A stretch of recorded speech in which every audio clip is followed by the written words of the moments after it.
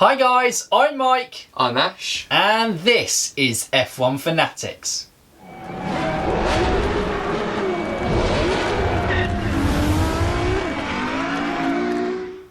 Welcome back to another 10 Reasons Why video, and obviously last week we had 10 reasons why Ferrari can win the title, and this week is going to be 10 reasons why Red Bull can win the title in 2020. That'd be kind of constructors and drivers. It's part of a kind of 10 reasons why mini series where we look at the three main contenders for the title and give them 10 reasons why they can win it. Yeah.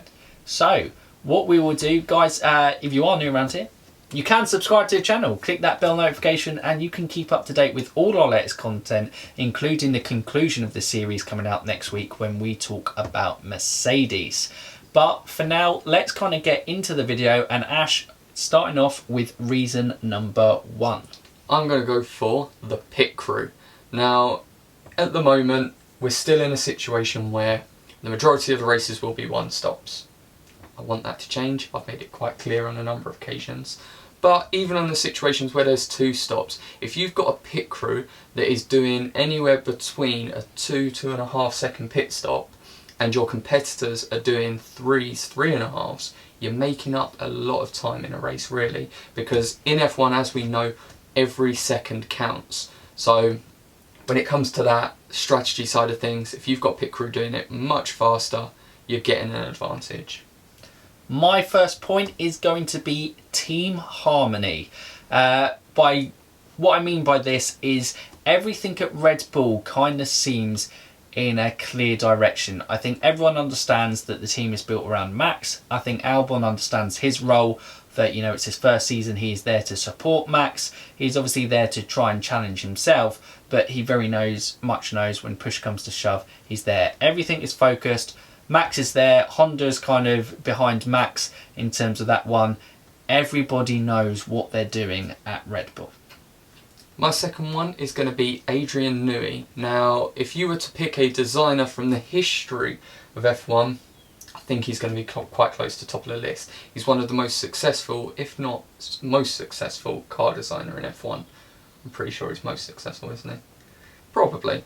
But in recent years, he has been quite involved with the Aston Martin side of the relationship with Red Bull. That's now not the case. Everything on that part has been dealt with, and he is now going to be more involved in the development of the Red Bull car. So, what a way to come back. From ADRIAN, we go to the other main man off the track. Obviously, the strategy side of things is important as well, and I think strategy is a fantastic asset to Red Bull, but it is the man leading the show, and that is Christian Horner, and he is the only other team principal on the grid who has experience at winning a Formula 1 World Championship. Obviously the 4 that they won between 2010 and 2013. He is a man who knows how to drag a team into the right direction, and it kind of feels, if he gets his main kind of man by his side, ADRIAN back on board, and in, well, he's always been on board, but, you know, really kind of energised and enthused again for this project, with the relationship with Honda that they seem to be managing a lot better. It could be a very good recipe indeed. Third one for me is settled contracts. Now, last season you had the Max Verstappen, will he, won't he? By the time we got to Hungary, it was, if he's not third in the championship, he's allowed to leave at the end of the year. We had the uncertainty with Pierre Gasly being moved up to the team quite late on, in all honesty, when you think about setting yourself up for a year and then starting off with a poor season, really. And it was, are we going to make the change, are we not? There was a lot of unsettled components to the team last year. This year, not the case. Max Verstappen signed a contract extension. Alex Albon already knows that he's in the seat and has known that since, when was it was announced? Mexico? Yeah, since Mexico. It means the cars are able to be built around them, and they've got themselves set nicely for the start of the season. And my next point is going to be around hunger. So this was a point that I kind of used in Ferrari in last week's video, and that is the fact that Red Bull, like Ferrari, are in the chasing pack. And when you are chasing something, you're kind of more hungry for something. That doesn't mean, obviously, Mercedes have records, you know, on their doorstep. They obviously are still going to be very motivated to try and win this championship. But because it's been so long now since Red Bull won, and even longer for Ferrari, in that chasing back, that extra little bit could be what kind of drives them over the line in a tight battle. And going on back to the contract side of things, Max Verstappen. Now, for me, on the grid, there's only one driver that's going to challenge Hamilton across a full season, and that is Verstappen. Leclerc may get close on race weekends, but across his season, I'm not sure he'll be able to consistently battle. Verstappen has come out and said that Hamilton isn't God and he wants to challenge him. Well, this is the year to do it, because he's got to go for it this year, otherwise we're going to go into the 2021 regs with Hamilton just feeling like he is untouchable. And I think if he was to win again this season, there may start to become that element of mental block, and the fact that it's then Hamilton has that mental edge over every driver on the grid. And sticking with Max Verstappen, Zandvoort. Obviously, it will be his first home Grand Prix as an F1 driver. Obviously, they've kind of adopted Spa in recent years, and obviously the Spielberg Ring. Is it Spielberg Ring? It's basically Austria, which is obviously the home Grand Prix of Red Bull themselves. But I just feel if Max Verstappen can win at Zandvoort, it might be the momentum and confidence to really drive him forward. We've seen how passionate those kind of the Orange Army is behind Max Verstappen, and who will really want to kind of drive them forward.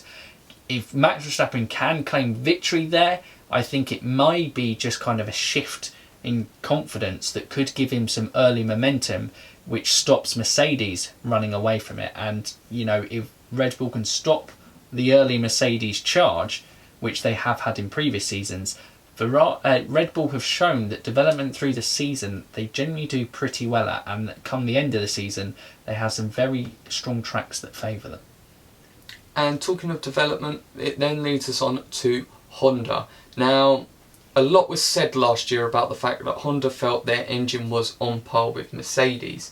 In terms of power, probably not, but a lot of the talks over the summer have been that they have improved their MGUK and MGUH, which really is where they have been lacking. In terms of internal combustion engine, I'd say it has been pretty close. It's just been those times when Verstappen's been asking for additional power that they've then struggled. And there's been lag between it exactly, as well. And the turbo lag that always seems to pop up at the worst time. So Honda are going to have wanted to correct those mistakes, and they're also going to have wanted to show that they are back to the good old days of Honda power, when, you know, they were challenging near the front consistently before the whole McLaren saga. And the last one for me is Alexander Albon. Now, in a partnership last year, Verstappen was kind of had one hand behind his back because Pierre Gasly, for whatever reason, wasn't able to adapt to the Red Bull car, and then was always kind of lagging behind and wasn't really able to support and back up Max Verstappen, which we've seen so many times that Valtteri Bottas's role with helping Lewis Hamilton win races has been vitally important. Now, if Albon can step up his performances, he showed that he can be consistent. He consistently finished in that top six and kind of hung around the areas where others around him faltered. Now, if he can step up that level again and put himself in tracks where Red Bull are strong and support Max Verstappen to kind of help maximise results, and so Red Bull can use him as kind of almost buffers and to make other drivers think of something, which Ferrari at times did last year, change their pit strategy to kind of, you know, counter what Alex Albon was doing. It really could be a pivotal thing that helps, you know, Red Bull go on and win constructors by him scoring more consistent points, and Max Verstappen going in and winning the driver's title. But that, guys, It's has been another 10 reasons why. It would be fascinating to hear what you guys think of our 10 reasons. Do you agree? Do you disagree? What would your reasons be of why can Red Bull win in 2020? And if you're new around here, Ash, what can they do? Press the subscribe button so our videos are going into your YouTube inbox, and if you press the bell icon you'll get a notification when one of our videos goes live, and you'll be able to see what discussion topic we have picked to talk about. And if you've liked this video, don't forget, give it a thumbs up, let us know there, and like I said, get involved in the comments below. What do you think of our reasons? What would your reasons be? And what are your thoughts ahead of Red Bull going into this season? Can they win?